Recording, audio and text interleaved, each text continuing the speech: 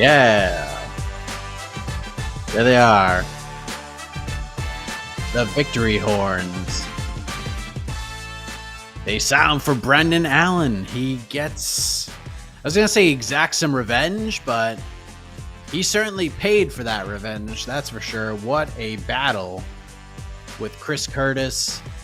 And in maybe the final 15 to 18 seconds of that fight, Chris Curtis definitely hurt his hamstring. Brendan Allen took advantage, landed some big shots, and probably stole the fight. And it was a good one, everybody. If you missed it, you missed a damn good one. Welcome to the show, following UFC Vegas 90. We're officially on the road to UFC 300, but let's recap this card, and then we're officially there. I'm Mike Heck. We got Mr. No Gray Area, the hot take kid himself, Jed Meshew, back on the program. He's already on UFC 300, as you see on the whiteboard. Woohoo! Yeah, I thought we were here to talk about UFC 300. The last hurdle has been cleared. Do we need to talk about tonight? Let's talk about 300, boys. It's such a good card. I can't believe it's finally here. True that. True that. And also joining us, and it's always a pleasure to have New York Rick here on these post-fight shows. There he is. New York Hi, Rick. boys. How are we doing, buddy? Couldn't be better. It's a beautiful night. Or, you know what? It's not even that late. It's a beautiful, evening into night here with you boys. Decent little main event that we just had right there. So I'm excited to kind of talk about that and the rest of the card as well. Yes. Well, let's get into it. And I know we're all prisoners of the moment, but I even said in our Slack channel, I'll just come out and say it here.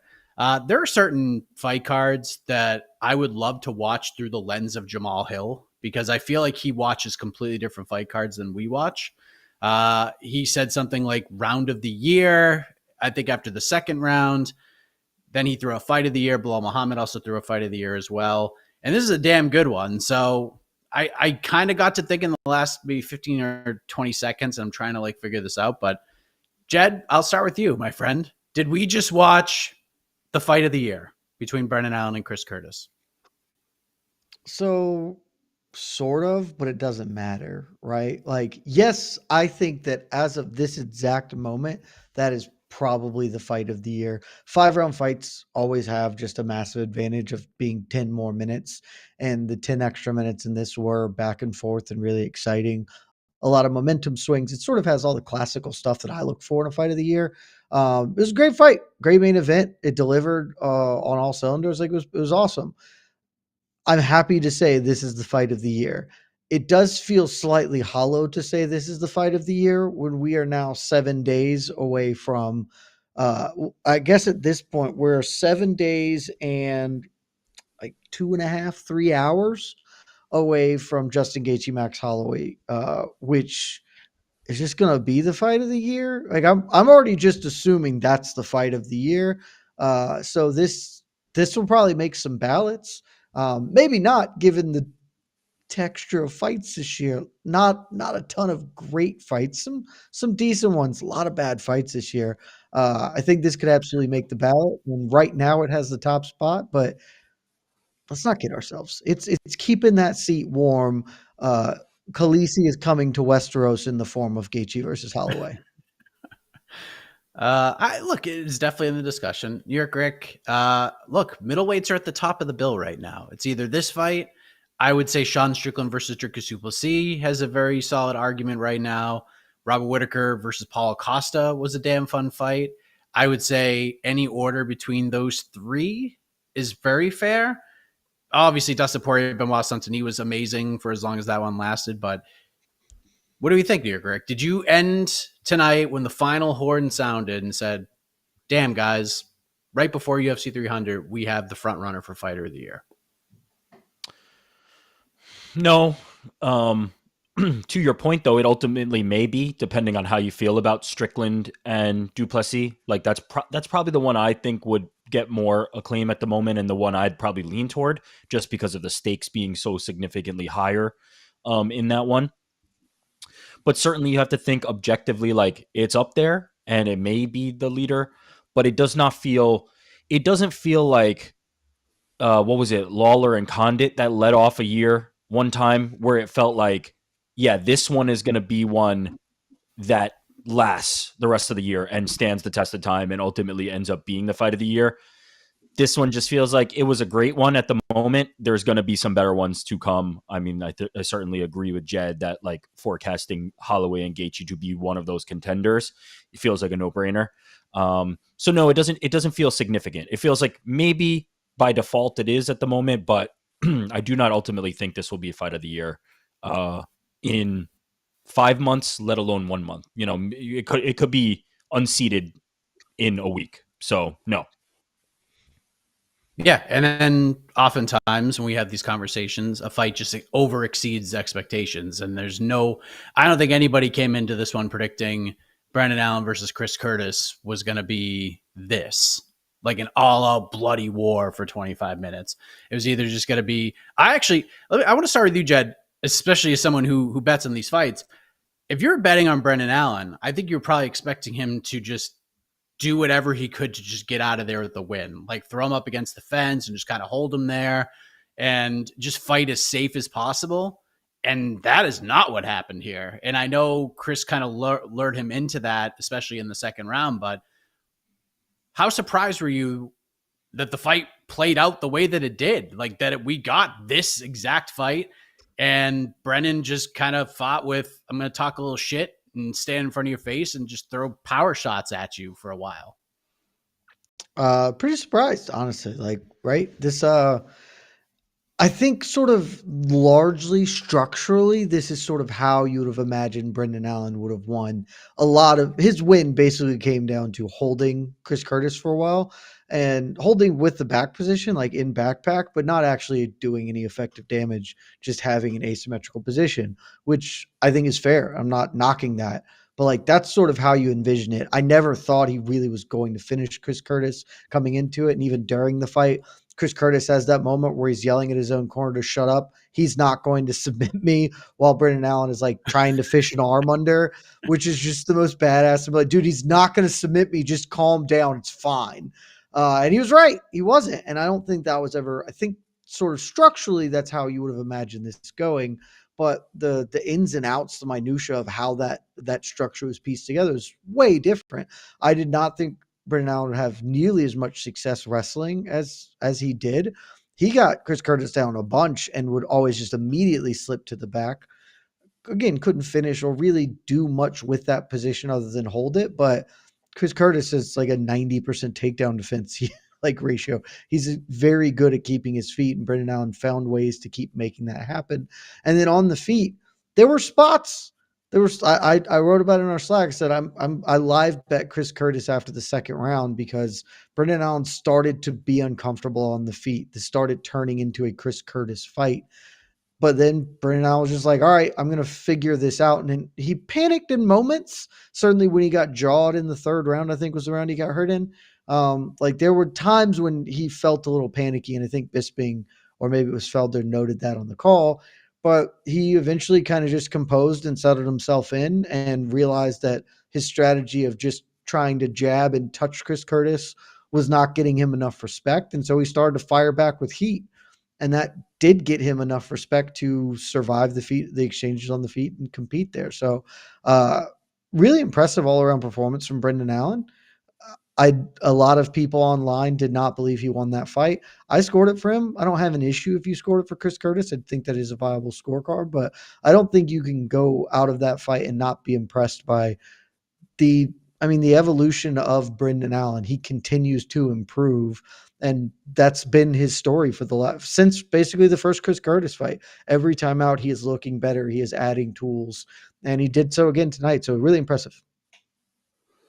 Rick, if you were on the preview show, I think you would have been talking about Brendan Allen quite a bit to see just how much he has evolved, wanting to learn as much as you can, because this is a guy who I kind of feel like he's going to be in a similar position to his good friend Bilal Muhammad, but at 185, he's probably going to have to run off, especially with the star power at the top of this division. He's probably going to have to win 10, 11, 12 fights in a row before he gets a title fight. And I know he called out Dricus du Plessis after, and Jed, I'm very excited to get your opinion on that. But what did you learn about Brendan Allen? And did you come out of this fight thinking, you know what? Give this guy 2 years. He might be a freaking champion. Yeah, I was really impressed. I came away thinking that Allen has some other facets to his game that I did not imagine. And that when it didn't go his way necessarily in some of the grappling exchanges, he had more to give. And when there were certain instances where he was being outstruck or being overwhelmed, and it felt like Chris Curtis was kind of stealing the momentum, he'd bite down on his mouthpiece and fire back and land some really like decent looking stuff. I was impressed, man. I really learned more about Brendan Allen. And to be honest, I think it's important. Like the story will be Brendan Allen, certainly, because he won this fight. But I think it's important to say, I think stock up for both of these guys. For Chris Curtis to step in on short notice after Vettori kind of fell out of this main event. And it seemed like, unless I'm mistaken, all the kind of talk around Curtis was he's going to take some time off. I believe he just recently had a child and he was going to step away for a bit. And he steps in on short notice to fight who I think is, one of the rising prospects in this division, and just had a manly performance. Just had a really, really strong showing for a guy who probably wasn't as prepared for this fight as Allen was. So I think they both deserve a ton of credit for the performances that they showed, like grit from both sides. Like there were opportunities for either one of them to just completely fold. And in those moments, they kind of gave it back. So I was impressed with both, stock up for both. But certainly I do think Brendan Allen is somebody who, if he continues this trajectory, will be able to compete against the top of the division. Now, I certainly think there's some things he will look back on this fight and feel like he has opportunities to work on. If he is struggling in this capacity, right, with Chris Curtis, there are going to be some things that he needs to improve if he's going to take that next step and be competing against the upper echelon of this division. But Chris Curtis is a really tricky kind of dude, a super sound defensive fighter, and that can frustrate people. And when Brendan Allen was frustrated, he had other tricks in the bag. So yeah, man, impressed by both. But certainly I believe Brendan Allen's ceiling is a little bit higher for me than I initially had for him. Interesting looking at the cards right now. I was doing like double duty, so I was just waiting to see like whose hand got raised. I didn't really hear him. Eric Colon scored at 49-46 for Brendan Allen, gave him 1, 3, 4, and 5. Mike Bell scored at 48-47 for Chris Curtis, gave him 2, 3, and 4. And Derek Cleary, I think, had the same card that probably all three of us had, where Allen wins 1, Curtis wins 2 and 3, Allen wins 4 and 5, 48-47. So that is what I had. Jed, yeah. Jed, let's talk about the mic work from one Brendan Allen, because normally he's all over the place. Normally he's asking for, all right, here's my list. I want purple shorts. I want a card in Louisiana. I want this. I want that. I want this person. This time, I want DDP. Where you at? And even in the world's most famous Apex, where there's dozens and dozens of high-priced paying fans, you could hear a pin drop when he dropped DDP's name. And I think everyone watching at home kind of had the same reaction, like, oh, this was not good mic work, Brendan Allen. But I'm willing to give this man a slight pass because he just got the shit beat out of him for 25 minutes. Jed, you shook your head. I feel like you're not going to give him that pass. How do you grade Brendan Allen's post-fight speech? It's an F. It's an F minus or an F plus. I don't know which of those is worse. It's a Q. It's a Z. It's terrible. Though when you did lay out some of Brendan Allen's other call outs, I guess it all does fit the theme of shit he's never going to get. Card in Louisiana, purple shorts, Dricus du Plessis, things that aren't going to happen for Brendan Allen for 500, Alex. It was just garbage, and I'm not giving him a pass because there's no excuse for it. Like it's just not that hard, guys. Like I would love someone to ask him, not why did you call out Dricus du Plessis, because that's too open-ended. And you're like, because think if I'm like, what did you think you were going to accomplish with your call out? Because the answer has to be nothing. If you're a logical person, if you can think for even a moment, like, I don't know, what did I think I was going to accomplish? I very clearly wasn't going to get Dricus du Plessis, who may not even be the champion, by the way. We are all operating under the assumption that DDP is fighting Israel Adesanya. You have no top 5 wins. You were on a great streak. I'm not here to downplay what you have accomplished. If you had beaten Marvin Vettori, that call out maybe would have made sense. But, if I had wheels, I'd be a wagon. That's not what happened. You beat Chris Curtis. You won a splitty over Chris Curtis. I know that you don't like that was a split decision, but that's That's just the world we live in, my guy. And so you got to come into this more reasonably. You don't have to say, I was supposed to fight Marvin Vettori. He pulled out. I want to fight him. But you got to have a name that's viable. Sean Strickland, he might have gotten that fight. It was the fight I expected him to call for. It's the fight that I think Bisping was trying to coach him into calling for after he screwed the pooch the first time around. And he sort of got there. But it's just, you just talk to somebody. Talk to a single human being with rational thought before you go in. Be like, all right, let's circle up, coaches. Who am I calling out after I win this fight? And then they can be like, somebody. They'll pick somebody and you can talk through it. And at least one guy will be like, don't call for a title shot, you moron. It's not going to happen. You haven't done anything, and you've probably just put yourself closer to getting something shitty because you didn't call for something good.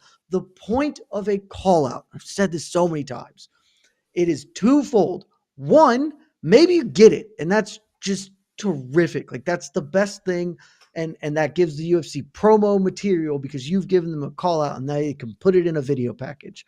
More importantly, it just puts you in a realm of viability. You might not get it, but the call out needs to be moving your career in a proper direction.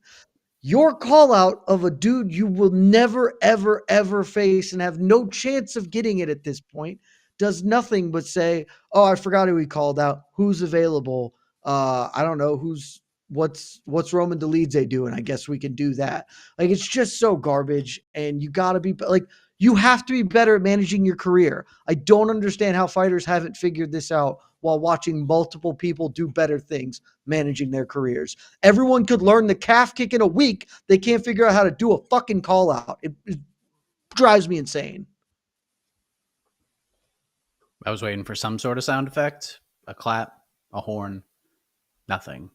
New York Rick, I'll get your take on this, but we have bonuses. Have you guys? I mean, I got it on over here as well. Have you seen the bonuses, gentlemen? I have not. Care to make? Let's play a game. New York Rick, I'll begin with you. Who won bonuses? And there is a fight of the night. Okay, I was gonna ask that. I always feel like that's like the determiner. I'm gonna say Ignacio Bahamondes won a performance. Check. This is easy. You should get this, Ricky. Nora? No. Did she win a performance? She missed weight, right, so she wasn't getting a bonus. Oh, okay, yeah, that disqualifies. Matsumoto? Correct. It has to be, right? Wow. Well, that's just garbage. That's just nonsense. Guess, and then fight of the night? I mean, it had to be Cesar Almeida then if they gave another performance, which is ridiculous. Yeah. Yep. Like, I mean, that was fun, but like that's outlandish. Yes, Cesar Almeida is the other bonus winner. Fight of the night? Maine, but if not, Chepe and I'm going Maine, but I'd be okay with co-main as well, but I'm going Maine. With the co-main, the Hernandez Jackson fight? Yeah. No, oh, really? Oh, I was gonna say Mariscal and Charrier. Also a very fun fight. All three of the main fight, like the top, were fun. I would say Maine won the fight of the night, though. Yeah, same. Hernandez and Jackson was not fight of the night. Hernandez wasn't getting any bonus money anyways. The main event, also not the fight of the night. It was fight of the year. Chepe Mariscal. Yeah, so I mean that says it all. It wasn't even the fight of the night for the UFC's bonuses, and we're out here talking about fight. UFC also didn't give Gene Matsumoto a performance bonus for a literal last second guillotine finish in the second round out of nowhere. So they're just clearly high tonight. I don't know. I mean, that was a great fight though. Mariscal and Charrier. It was a good fight. I don't really have any issues with that. Yeah, but I do have issues with Gene Matsumoto not getting one. Yeah, he should have got one. That should have been a performance for sure. Nasty. That was a nasty gilly. Super impressive. Freaking Dan Argueta didn't even know where he was. when it was No. over. It's very rare you see. He was in that real forgot he weird tapped. space where he hadn't quite like he didn't go out, but his brain shut off. So he Oh, was yeah. still conscious, but his brain wasn't working. So it was just real weird. Tapping was the last thing he was doing before he was going to sleep, and he gets the tap in and then is just out. Yeah. The lights are not on. No one is home despite the door being open. Yeah, this is one of those cards where after Alex Morono and Court McGee took place, we were trending on the worst card in a long time. I mean, these were, outside of a couple moments, maybe the worst set of prelims we have had all year. It was awful. Terribly boring fights. Lucas Bresky versus Walter Walker was one of the all-time worst fights of all time. It was so bad. Alex Morono, Court McGee was not great. But then, luckily, Charlie Campbell and Trevor Peake set the table. Those fun. two delivered what we expected. Ignacio Bahamondes, nasty head kick. Chepe Mariscal, Morgan Charrier did the damn thing. Damon Jackson, Alexander Hernandez, fun fight. And then Brendan Allen, Chris Curtis. So the main card saves the day. A lot of these Apex cards is the prelim starts off red hot and we're ready for the main card. And the main card just lays a big fat old turdo inside the Apex. But we reversed course this time. The main card saves the day. This is not the worst card of the year. In fact, far from it. Far from it when it's all said and done, because there's been some tough ones in 2024, but this ended up being pretty damn good. But now, like we said, on the road to 300. So let's bring in EKC Leiden and his. Wait till you see this shirt, guys. Get your sunglasses on. Look at that. Holy smokes. Styling. Blinded. Damn. That's You look like you're you look like a background dancer for Richard Simmons right now. Look at that shirt. Sweating to the oldies, my man. Look at that. Incredible. I mean, yeah, granted, this isn't. I shouldn't be wearing this on camera with all the lights. This is kind of a. I get it. But, It's a little bit bright. Yeah, it's a little bright. Yeah. I can't stop looking at it. I cannot stop looking. Hold on. All right, carry on. There we go. Perfect. Let's Perfect. All right. Let's bring in the question. Do the questions. All right. Do super chat first. Yes. Get those super chats in, guys. Yes, and Achilles Jr., hope you're here. Love to hear what you have to say. Michael, Allen versus Imavov is the fight to make. Do you agree? Of course, I will be hosting on to the next one tomorrow. Love to get your input on this, guys. Who would you match make for Brendan Allen, New York Rick? Vittori. I feel like I just go back to the well. That's the fight. Just make that fight. Sean Strickland. Jed? Oh wow. Okay, that's a good one for him.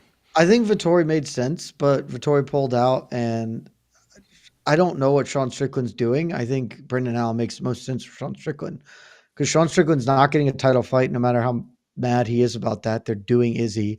Sean Strickland can't sit and wait because Robert Whittaker is going to fight Hamzat, and so the winner of that will be fighting for the belt. Sean Strickland needs to fight somebody. I think running it back with Brendan Allen makes a ton of sense. Brendan Allen deserves to get a title eliminator. It's like 6 or 7 in a row. Yeah, I just do Sean Strickland. I think it makes plenty of sense. And I think Jose Young has definitely said this. Connor Burks has been on this bandwagon. Look, Apex 100's coming up. It's going to need a main event. Sean Strickland, Brendan Allen, the main event of Apex 100. It's very fitting. They've both fought there a lot. I think that fight is too meaningful and fun, but I understand the inclination. We're trying to elevate Apex 100. So, yeah, Sean Strickland, Brendan Allen, Apex 100. I'll figure out when that date is happening exactly. I like that fight. I like that fight quite a bit. If Brendan Allen can get it, I think that'd be great. If I'm Sean Strickland, I don't know if I take that fight. I'd probably be eyeing like a Paulo Costa or somebody that feels like a little less risk, higher reward type situation. But I like it. It looks like it's going to happen around September. So like UFC Apex 100 in September. It might be like the weekend after the Sphere or somewhere around then. So let's do it. That's my call. That would be a Strickland's gonna fight massive for long whoever. time for Strickland to not fight. A guy Dude, who what like you do fights is every week. Strickland's gonna fight Paulo Costa. I feel like That they're makes gonna make sense, right? That feels like They're the both one. coming off losses. That's a fun one. That could be a co-main event for 301. You could throw that on International Fight Week. That's going to be one of those Yeah. fights that like steals a ton of shine from a lot of it, and it's going to do Y'all are well. putting a lot of faith into Paulo Costa to show up for a fist fight. Wait, I'm just shut up. never going to put faith. Whitaker? He did. That was one time in the last 6 years. I'm just never going to trust him, man. I won't Yeah. stand for What- slander that's- on my barber that's like one. this. Just don't do this. Don't do this. I will not stand for this. My barber, Brendan Allen- my barber yeah. is. But what's wrong? is better than Actually, this. what's wrong with Imavov? Slander isn't ranking- true. what- Because that just I- feels like Brendan, you're in the basically UFC going from ranking, Chris Curtis. fighting back. Yeah. Oh yeah. Yeah. Imavov's Chris Curtis higher was ranked. 14. No, he's not. No, Brendan Allen is Imavov six. is Brendan below, Allen? yeah. Brendan Brendan Allen Allen's is number 6. 6. Oh, Brandon 6. What? Yeah. It also just feels like he had the Vittori fight. I don't think he can go back to Imavov after like he was ready to fight Vittori. He takes the short notice against Curtis. I think he's got to get some kind of big opportunity. I thought Imavov was higher ranked than that. Okay, he just all right. Nah, because he whatever. lost a couple in a row. Yeah, He lost to- Victoria, I he like lost- he lost to Cannonier. Strickland. Yeah. Cannonier's a good one. Oh, Cannonier. I didn't think of Cannonier. Yeah, I could dig that No, too. Mike. Everyone Mike, forgets look what Cannonier. you've done. I told you we're not talking about him, and he's just going to disappear. It's going to be okay. If we just all never speak about him again, he'll just quietly leave, and that will be fine. Someone's I gonna would fight also Brendan like to Allen. say- It was working Also, because I it's forgot still- he existed until I he know. just brought his name It's- up. It was working. This has honestly been my most effective grift. Gaslight John Jones is the most fun one, but the just don't talk about Jared Cannonier. People are really taking to that quite well. Also, in defense of my previous statement, do you know the last time Paulo Costa fought multiple times in one calendar year? 2017. No idea. I wouldn't book him against a soul. Wait, where's Brendan Allen? Where's Brendan Allen Well, ranked in our rankings? I don't know. I have to pull ours up. Probably top 10. Paulo on, Costa hold is on. good for the booking. It's the follow through. It's the showing up to the fight part that always gets a little dicey. But the booking's always And- great. That actually does work because when Costa Yeah. pulls out, then you can just slot Brendan Allen in to fight Sean Strickland. So, okay. The I can booking. maybe get on board with that strategy. Also, Brendan Allen's gonna be out for a hot minute. He got whomped around tonight quite a bit. So Brendan He Allen, fighting- Casey, till probably late summer. Brendan Allen is number 9 in our rankings. Imavov is number 11 in our rankings. All right. Yeah, Brandon, I was just surprised at Brendan Allen's ranking, just looking at his wins, but I guess we're going. He's been reeling them won off. Yeah, I mean, he's going 7 in to a row, but 5 by finish. I guess. All right. Fair enough. I think we can suss out that Casey doesn't have him as high in his Yeah. personal ranking. I was just kind of, okay, all right. So no Allen DDP. Is that where? No? Yeah, that ain't happening. Oh, yeah. Okay, Ain't well, happening. I'm just. Unless everybody someone- in the someone threw division it out gets there. injured. Yeah, if everybody in the division Wait. gets injured, he gets it. Legitimately, I think even then not. how many people get the call for UFC 305 if Izzy like stubs a toe a month out and they got to swap somebody in there against DDP? How many people are in front of Brendan Allen for that? Oh God. Strickland, Whitaker, Hamzat. Infinity. He does not get the call. It Cannonier. never happens. He would Cannonier. not be on the list to get the call. I don't think it's not on the list, but I do think he's If there are at Fluffy least 5 people. Hernandez beats Roman Dolidze, he will be above Brendan Allen on that conversation too. People freaking love Fluffy right now. If he goes out and thumps up Roman Dolidze and finishes him, dude's gonna be on a. He's at that. That's a hell of a run he's on too. No. Let me also none say of those this guys are about getting the Brendan call. Allen's. Let me say this about Brendan Allen's post fight as well, because I didn't mention this, but this is the thing that actually Jeez. bothered me the most. Dude, it's just like you can't be pissy.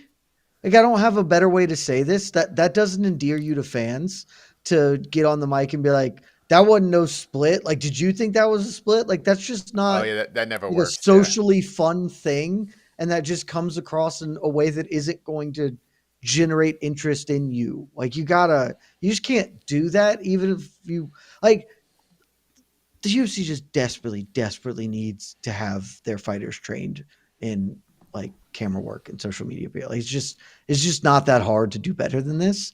And it was just an all out fail. And I didn't mention that the first time, but I just thought of it and it bothered me again. What that? Yeah, was not good.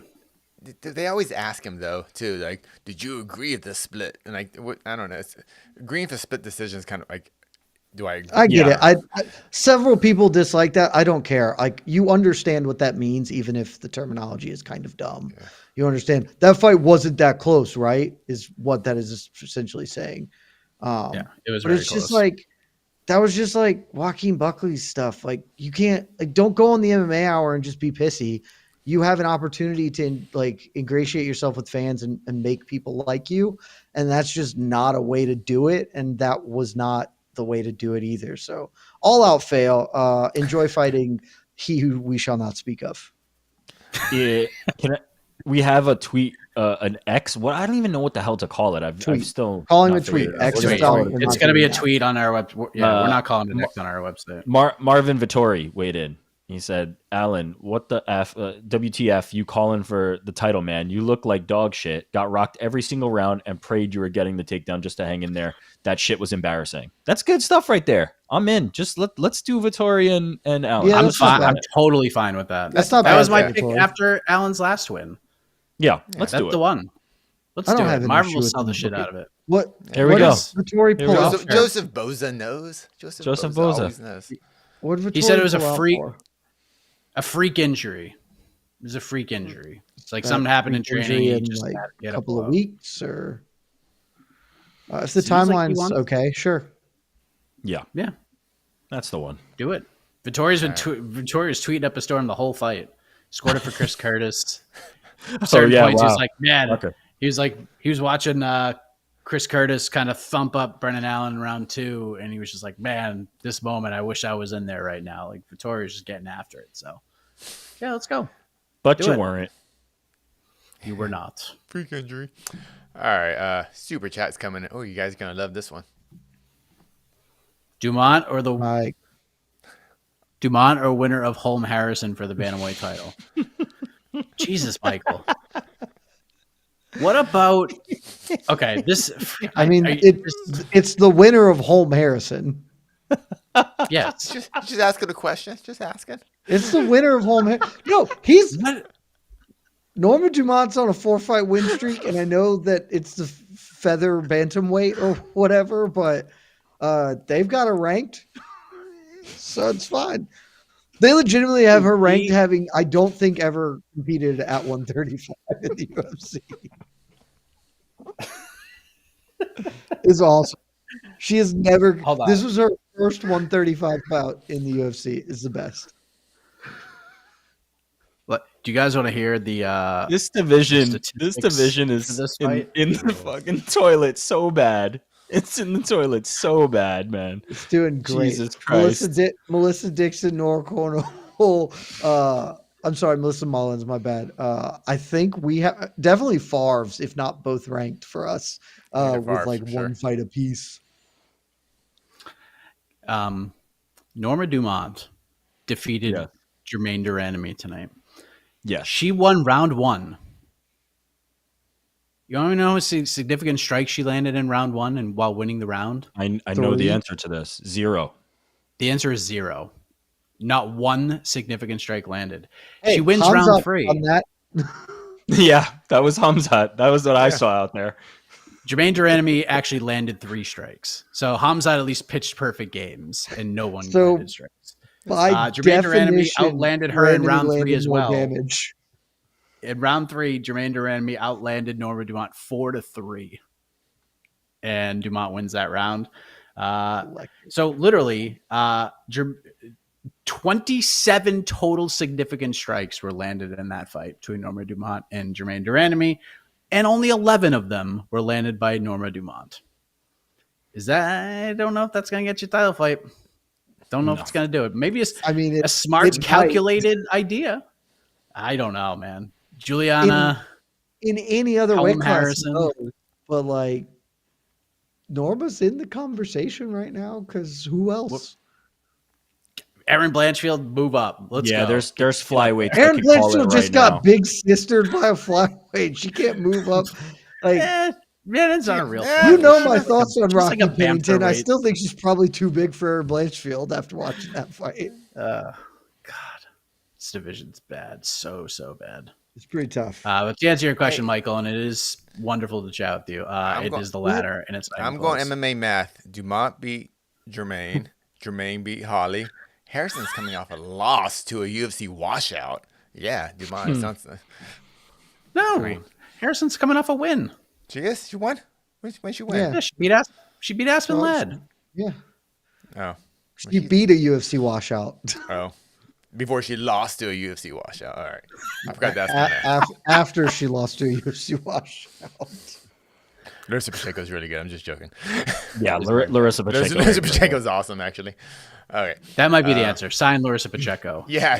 Oh, hell yeah. I mean, that'd be great. I just want to say shout out to whoever in the chat. I don't even saw it was said that GDR was our last hope for an exciting bantamweight. As someone who has clearly never seen Jermaine Durandamy fight before.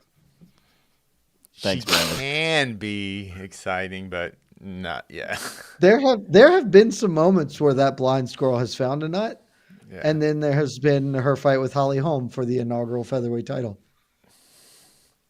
Melissa Mullins is actually pretty fun most of the time. Melissa Mullins is fun.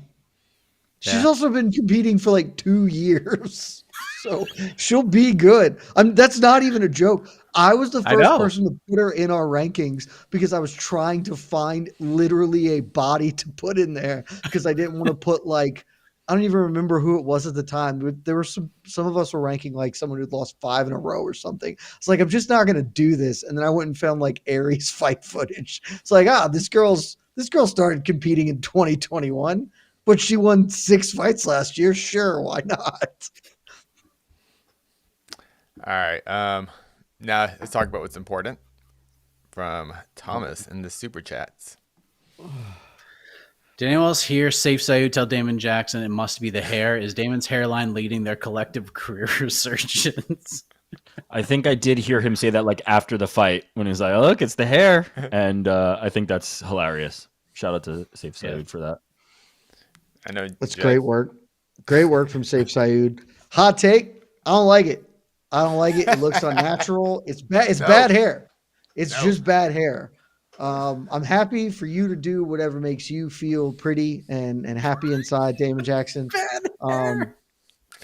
It's just not like it. It's too. We know, like you're lying. You're not lying because you've been very open and honest about it, and I do respect that part of your game.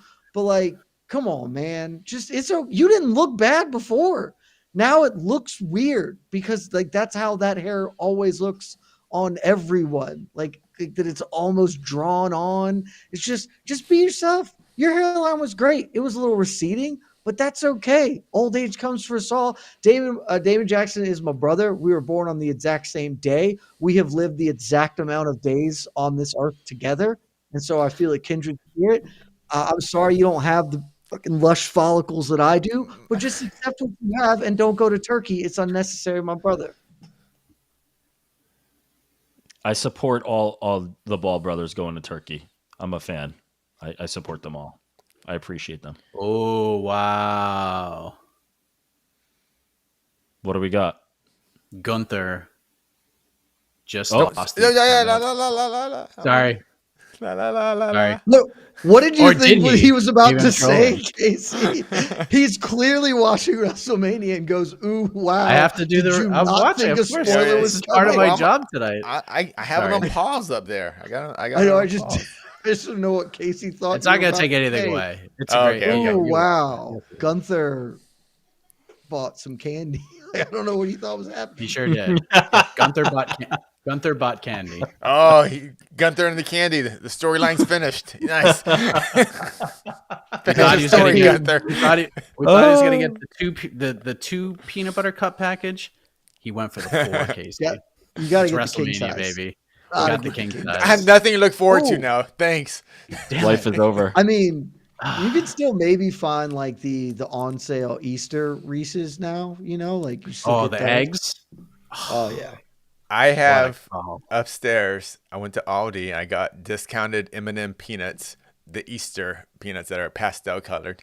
I got them for Love half it. price on Aldi. It was like $1.50 for like a pound of it. So Love Peanut it. M&Ms are underrated. Shout out to You know Aldi. what's underrated? Pretzel M&Ms. Mm. Those are They're hard to. okay. That's a little Dude, too no. busy for me. Nope. Get out of here. A I'm little turning too your camera busy. Our off. peanut M&Ms can't be underrated because they're one of the two main though. Like yellow and It's brown you is can't, like you main. can't be a low key Almond. low key I feel vendor. like Peanut M&Ms. What are we talking about? I feel Almond like M&Ms M&Ms in are general very are underrated. underrated. Yeah, There's that's just fair. I feel like people don't eat a lot of 2024 M&Ms. They have their own store in the strip that just sells M&Ms. What are you talking about? True. There's no. And Do they really? Yeah. in Times Shout out Jay Square, Super. Square, Jay there's an Super loves that MMA. place. There's an MMA. There's an M&M world. I had no idea. Almond Vegas. M&Ms though, very underrated. Gray bag, hard to find, super solid.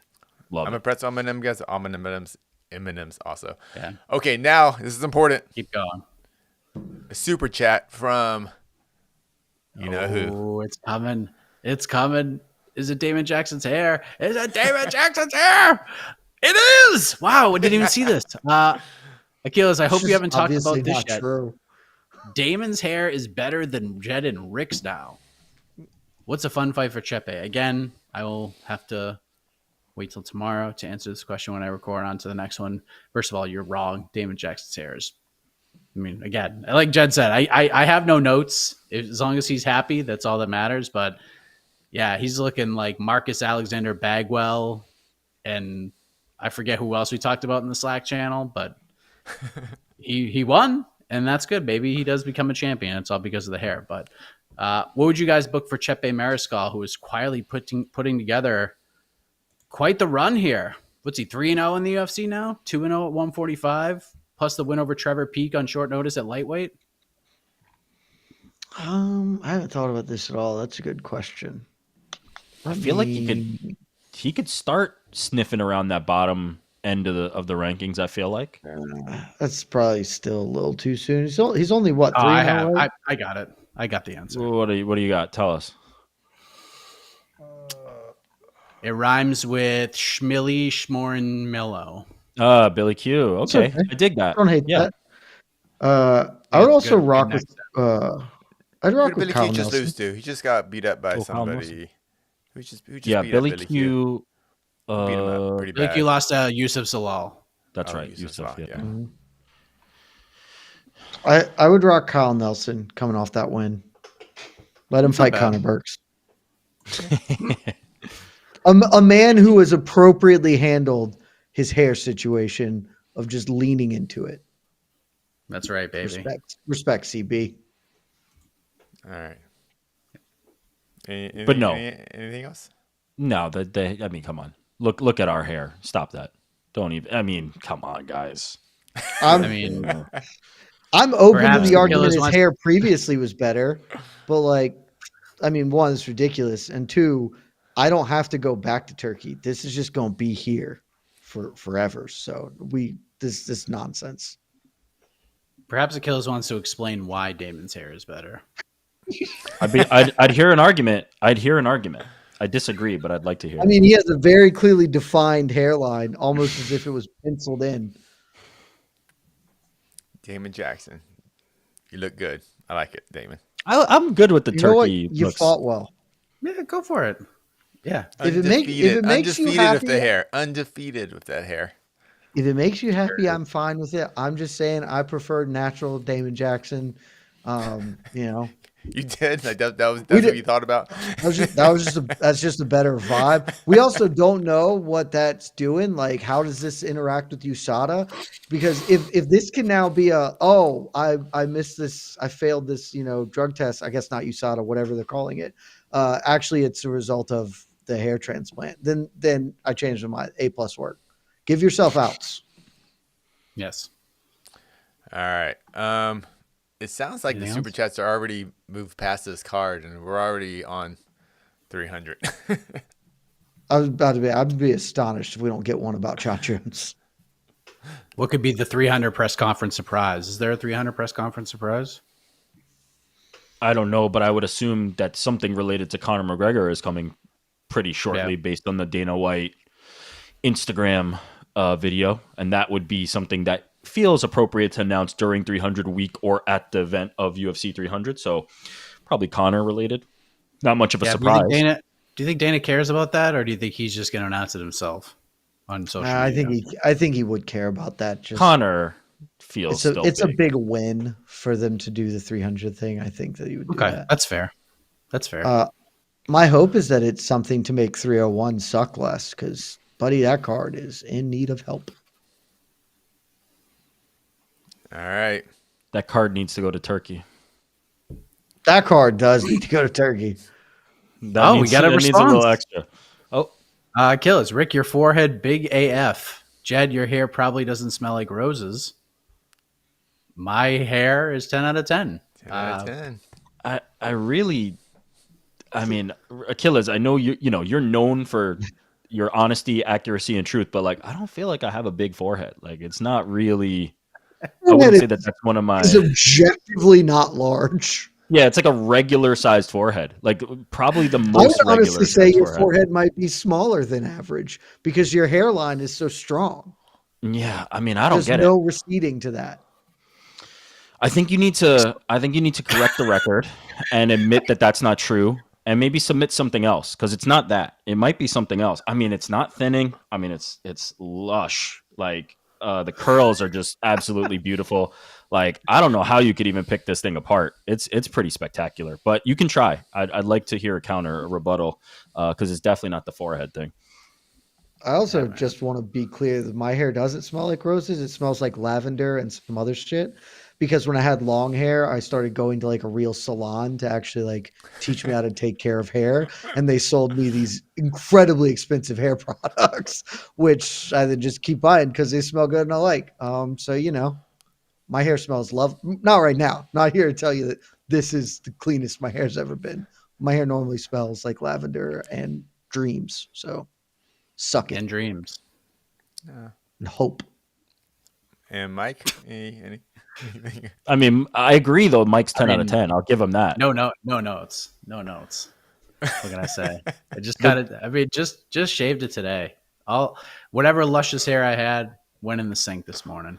All gone. That's the thing, Mike. Look at how you've approached this, and now for the rest of your life, you're rock solid. You're the same. Okay. Whereas, but let me say one thing about that. Damon's just bringing in a whole lot of difference to his life. I don't know. It's just not worth it, man.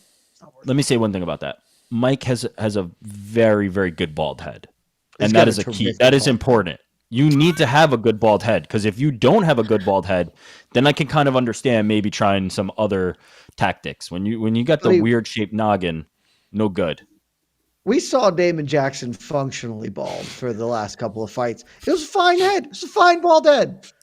Perfectly acceptable bald head. He should have just tried it once. Like he's no Mike Heck. I'll say that. He's no Mike Heck. He's not Dana.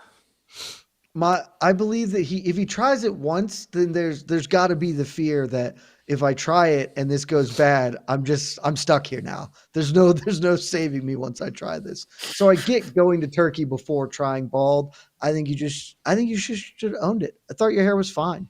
It's great. I wonder if somebody ever does the follicle thing, like the turkey thing where you get the things, but then you still shave it. That would be a look, because then you almost you can't really tell. You've got like the buzz cut, but it's not really like showing the long kind of vibey thing. That could be interesting. That could be a move right there. Wow. Could be the move. Look, wow. you know, innovator. New York Rick. Listen. This is do the thing, Damon Jackson. Do the thing. Eat your heart out, Achilles. You couldn't do this. You can't give out advice like this. Let's see your hair. Send in a photo. Link it. Drop it in. Super Dropbox. Imager. Drop it in there. Imager. Just perfect size forehead. I mean, what can you say? Just like 10 out of 10. Good. You have a nice forehead. I gotta say, we're judging foreheads on this panel. Rubbing it in. Just the lack of wrinkles. What if you just lived a stress-free life? Yes. It's been a quite nice run, actually. It's been great. How's your? All right, man. Okay, now I'm starting to think about it. Like, all right, a few more super chats. Uh, okay. We're about to All get right, the main event of WrestleMania is about to begin. oh my Wow. goodness. Who is the main event? Well, it's night one. Oh no, they're talking Roman, about tomorrow. Roman and The Rock. Rock against Okay. Cody Rhodes. Seth Rollins is about to go Yeah. down. Does Kayla Harrison have the most to lose at UFC 300? Oh boy. If she actually makes weight and loses bad, are we kind of saying that, or she just loses? Yeah, I think she does. I think the easy answer is yeah, she does. Because that title shot is there for her. Nobody else is walking into such a cushy like spot and could lose it all with one loss. Like it's there for her on a platter, and if she loses, it's gone. Yeah, 41-year-old Holly Holm or something like that. Yeah, this is.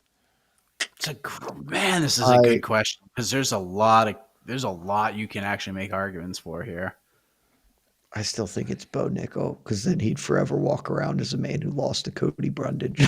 Oh Jesus! I didn't even consider that was a possibility, but sure, I'll take that. I'll definitely accept that answer. Losing to future Hall of Famer, boxing Hall of Famer, champion Holly Holm, or losing to Cody Brundage, and I think it's Bo Nickel. I don't think he's gonna, but Cody Brundage, man, easily the worst outcome for anyone on this card is being the guy who lost to Cody Brundage. I think you can make a case for Justin Gaethje here because he had the title shot in hand. You can make it for Aljamain Sterling. You can make it for you can make it for Jamal Hill and all the shit he's been talking. Not for Aljo. Not for Aljo. Because Aljo, if Aljo goes and loses to Calvin Kattar, it was too big. He wasn't ready for 45. You try to go back to 35. He'd be fine. That's that. I don't. He ain't going back to 35. There's no way. Have you seen this dude? We've heard this. We've heard this before. We've heard this a million times. I'll go with Harrison as in terms of. I think it's Harrison. Not like the amount of money they may lose or that too, but as far as like if she loses bad, like will she ever actually can she earn another title shot after that? If she, you think Casey? I know. All she's got to do is beat Norma. She's got to beat Norma. Literally just about women's bantamweight. She might get a title shot with the loss because why not? I wonder if she'll get a title shot if she misses weight. Right, but Holly said she wouldn't take it. The fight. We'll see. Yeah, Holly seemed pretty firm on not even fighting. Holly, no, you just can't. If Holly says that, you should have pulled her from the fight. I'm like, I'm not risking this. Like, this is ridiculous, Holly. Or like put it in the contract, you get 100% of Kayla's fight purse if she comes in. Yeah, something that makes it. If that's the case, Kayla shouldn't take the fight. All right. Don't fight for free, kids. Okay. All right. We got a lot of super chats coming in, so let's get through. All right. Slide through them. All right. Here we go. Jed is AI. Thank you, Jeremy. I respect it. Super Dave. Jed's hair smells like Keith Peterson. My hair does not smell like cigarettes and I'm going to say spam. It doesn't smell like, come on. You look at Keith Peterson and I love you, Keith. You're full of all the nonsense, but like you look like a man who smells a particular way. My hair doesn't smell great right now. Again, I'm not here to tell you my hair smells good. I have not showered today. But it doesn't smell like cigarettes.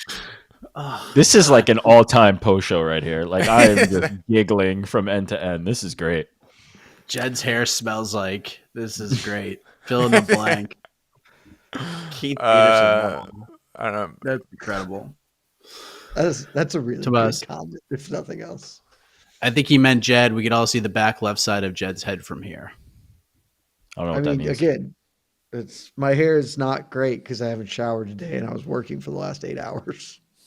What does he mean? The back left side. What does that mean? It's I don't know. What does he mean? This it's just I don't know. Who can say, Rick? Love you, Tom. Tomas can say. Super chat again. Tell us what you mean. Trevone. Thoughts on Aljo 45? Is Jamal back too soon? Ooh, 2 questions. The second question, I guess we'll find out. If he can make the If weight, you think he's gonna, sorry. if you think Jamal Hill is gonna go into media day and be like, "Yeah, man, I'm back too soon. I shouldn't do this," it's not gonna happen. So we're not gonna know the answer. That's the biggest question mark I have about that entire fight is the answer to that question. But thoughts on Aljo 45 heading into 300 New York, Rick? He's enjoyed some real physical advantages at 35. It's going to be interesting to see somebody with a more comparable frame to him and see what kind of game he has now. I'm very interested in this fight. This is one of the more intriguing fights on the card for me. Do you think Cater's the right matchup to make his featherweight debut? I think it's good. I think it's a good one to kind of really be a measuring stick for him. Where's Cater? Kind of top 10 at number 10. Where is he? Yeah, he's in that range, right? Yeah, if he's in the UFC, right? I think he's like 8. 7. Around Cater's there. 8 in the UFCs. He's 8 in UFC. Yeah, okay. I think that's right. I think that's right.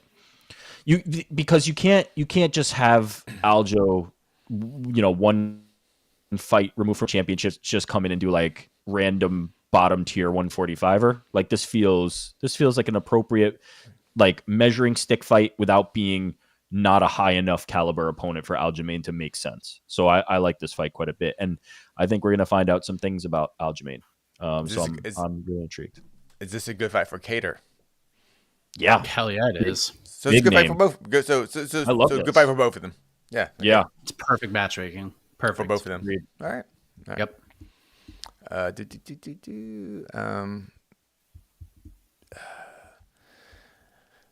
right. Here we go.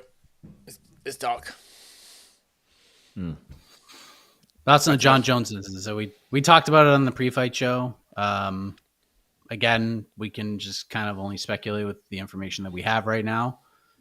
John refuted the claims, put out a statement, showed a little bit of a video of some high fives and a fist pound going on with apparently these 2 drug testing agents who showed up to his house. So I don't know what the fuck to believe at this point, but New York, Rick, or actually, Jed, I'll start with you here. Your thoughts on this incident and the allegations and the accusations currently against not your heavyweight champion, but in the record books, as of right now, the UFC heavyweight champion, John Jones. Jermaine Durandamy is technically a UFC champion as well, historically, and we all can agree that this is fraudulent, the same as John Jones' heavyweight title.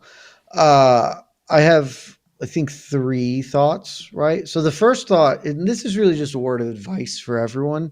I know of 2 immutable truths that I try to live my life by. And one is don't trust the police at all. Everything they say to you is probably not true and certainly should be treated with suspicion. 2, the exact same thing goes for John Jones. Everything he says is probably not true. And even if it is, you should be deeply suspect. So we have 2 competing stories here, both from entirely unreliable narrators. Just be real sus about everything. Don't feel real confident either way because all of the facts you're getting are highly disputable. My biggest takeaway from this is it's adorable. It's deeply funny to me for John Jones to lecture anyone about professionalism, which was my main takeaway from his statement about being the most unprofessional, whatever. It was like, John, I think almost objectively, you're the most unprofessional like champion in the history of the UFC. And so maybe just don't say shit like that, you know? And then the last one is like, we'll learn a little bit more about this. We'll see like what does come out. We truly don't know, but I feel like I say something like this every once in a while, and I'm just going to go ahead and say it again. If you wake up and you go about your day and you run into an asshole, you ran into an asshole. But if you wake up and you go about your day and everywhere you go, you're meeting assholes, buddy, you're the asshole. John Jones, I guess there's a world where all of these incidents are happening to you and you are a perpetual victim of bad timing and unfortunate things. Or you're the asshole in this situation because there are literally hundreds of other fighters on the UFC roster who don't have this happen, who don't repeatedly have the same sorts of things happening. It's just Occam's razor, man. What's the simplest explanation? I know what mine is. Yours might be different, but this one feels like I know which way I'd be leaning if I were reading this story, guys. That's all I'm saying. Rick, what do your response to this? Yeah, I mean, it feels too early for us to know or say anything, to be honest. Like, certainly the track record is not on John Jones' side here, right? But you do have to recognize that, like, under the best of circumstances, people showing up to your house randomly is kind of an awkward situation. And in the worst of circumstances, you could imagine how that could spin to a really weird and out of control spot. So we're not going to have any idea of what happened in that house or outside that house or whatever. But the police will do their investigation and will ultimately kind of find out the best approximation of that. I'd just rebuttal one thing. It's not an objectively weird situation for strangers to show up at your house when they've been literally doing it for a decade. Like, this has been a piece of your life for the last, however, 2014 or whatever year it was that you saw it kicked. Like, 10 years, this has been part of your life. That's no longer an excuse. It's an excuse the first time around. Sure. The first I would year argue or that two. it's my argument. I will rebut your rebuttal with saying, I don't think that ever gets normal. I don't think that there's a world where people randomly showing up to your house is ever going to be normal, regardless of how many They times do it it happens. 20 times a year to him. How is it Yeah, not? If that's not, that feels like a that's you awkward. problem. That's awkward. Is it? I don't know. Yeah. If I see my mailman every day, I'm just be like, oh, I'm pretty used to you around here, buddy. Here's the mail or whatever. That just seems like a thing you should get used to. It's part of your life. Yeah, the mail comes at the same time every day. That's kind of the thing. You get used to the routine of it. But like, hey, random pop in, random day, random time. I don't know. Maybe I'm giving too much rope to John Jones here. That would never feel normal to me. Look, if there's one thing Casey's we saying know something, for but certain, he's on mute. if there's one Sorry. thing we know Sure for is. certain, Not it's that important, not John important. Jones deserves the benefit of the doubt. Yeah, that's where certainly the defense falls apart. But I mean, and you know, I think you're right to a certain, like, I will acknowledge it should become more part of the routine for a lot of these fighters, and we see so many fighters who do it without incident. Right? Certainly, there's Every single plenty fighter. of precedent. No, that's not true. I mean, we have plenty of horror stories. Well, I don't think we have police reports yet. Is this the No. first? Is this the first? A Police lot of them report? are better. They're just better at doing the bad, like this interaction with police. Yeah. Well, most of the time, instead of Paulo Costa being woken up and being like potentially allegedly saying like people who do that die, he just goes, yeah, and that was pretty shitty, but here's your piss. Like, that's kind of how that goes. Just, a normal human interaction. Just being a normal person. Yeah, as I'm saying, how many times? Like, Didn't Volkanovski didn't Yeah, USADA come knocking on Volkan- Volkanovski's door before he before he defended his belt or fought in a main event, like the day before weigh-ins? Didn't that happen? That might have been the Costa one, but there was a Volkan Acosta one recently that kind of came out that they were both really like roused out of their sleep, like very close to very important fights. And this that none of that has any. And it didn't escalate. It didn't escalate to any bad to bad situation. That's what I'm saying. There's been thousands. This has happened now thousands of times, and this is the first time that we've now had a police report. I hate to give Michael Bisping credit for like anything, but on the broadcast tonight, when Fitzy or whoever, it wasn't Fitzy, who's the third dude in the booth? I can't think of his name right now. No, not Felder, the actual play-by-play guy. John Gooden. Gooden. There you go. I couldn't think of Gooden's name. When Gooden was like making an excuse for the missing of weight in the Cornell Dixon fight or whatever, it was like, yeah, talk to her, and she said that fighting in this continent like messed up her thing, and Bisping was like, that's bullshit. I fought on every continent in the world. I never missed weight. Same token, everybody else can give their blood and urine without getting a police report put together, man. Like, you're the issue here. If everyone else can do this, you're the crazy one. I relent. I mean, there's two ways to avoid it: stop fighting, or be the leader of change. Get the And fighters. I want to be real clear. But it I ain't don't gonna happen. support drug So testing. this is the I life think you drug have. testing's This is it. bullshit. Drug testing's Fair. nonsense, John. I'm totally pro being mad about having to do it, but that's just some person doing their job, and you rarely get police reports that don't have some substance. Sometimes you do. I'm not saying that the cops are great, but it's just like, come on, man. You keep being the dude.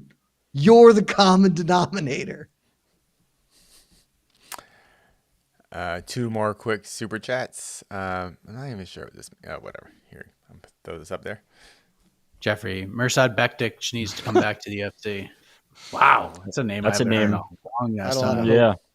Once upon a time, I thought Mirsad was going to be the dude. Yeah, he I was think one we of all- those. Yeah. I think we all thought that. Everyone was so convinced. We were all like, "Oh yeah," and then stupid Darren Elkins. The damn. Darren Elkins just ruined him. Yeah, but then he picked up 2 wins after that, which is the odder He part. did, but he was mentally done. Yeah. He never got back the invincibility after laying wood to Darren Elkins for 10 minutes and then getting just epically come back upon. Just never got back. And our last super chat. And our last. Wow, Damon Also- Jackson was his last say- fight. Was his last Yep. UFC fight. How about that? That's Damon the Jackson. connect. Small And world. Here we go. Let's end it on this. Who would you drink with, McGregor or Jones? I'm leaving the bar and not getting into those kind of problems immediately. I'm Batmaning. I'm Batman. I'm going to the restroom, but yet I am not going to the restroom. Or if I do go to the restroom, I'm jumping out the window. This is a really easy call. It's very clearly Conor McGregor. Yeah, Connor. I don't like Conor either, and like I would not choose to have a beer with Conor, but Conor at least can have like regular human interactions with people. John can't. John's human interactions are all weird and insane. And I don't I don't know. We don't have to get into this part of my life. I don't really want to be preached at, which feels like it's like 40% of the chance with John. He will preach at me about, whatever, or he'll go off. Some other shit will happen that I don't want to be about. Conor, I might just get hit and that would suck, but that's fine. Like I've been hit a lot in my life. You get up, it hurts, you're fine. So Conor is the very clear answer.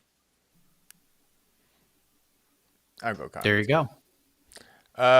Real quick, Mr. Heck, what time is Otno tomorrow? What time is it? Yeah, what time is it? People are asking. I mean, it's not gonna be on YouTube. It's just we're gonna record it. So What? Oh, so I can't believe you're not doing a YouTube show for UFC Vegas. we will after 300. That's for sure. all right. Man, So it's no gonna be YouTube. awesome. So Stay tuned check for out the pod. Whatever. Pod will drop probably around a little before noon Eastern time. It's when it usually gets wrapped and packed. So you'll get our picks. You can submit yours too. You can send them to AK. You can send them to me. Hit me up on Instagram. Shoot the DM over, and we'll read them on the show. And if they're bad, we're going to tell you they're bad. We're an honest program. Just like we are in all of our programs. Steven, I- super chat I when see I your turn the super music chat. on. I see that super chat. Casey, save that for the next time we're on air, and we'll fire it up then. Are we talking about Vincenzo Verseg? No, it's Anthony Pettis, but yes, Vincenzo Perseg, Vinny Siggs. Yeah, shout out to him. All right, guys. Last post show before 300. This is an exciting time. Give ourselves a round of applause. We got through it. Another world's most famous Apex card, and this is for all of you too, not just for us, for all of you who watched this card, especially these prelims. You survived these prelims. You deserve like a hearty meal tonight. So enjoy the rest of WrestleMania Night 1. Enjoy WrestleMania Night 2.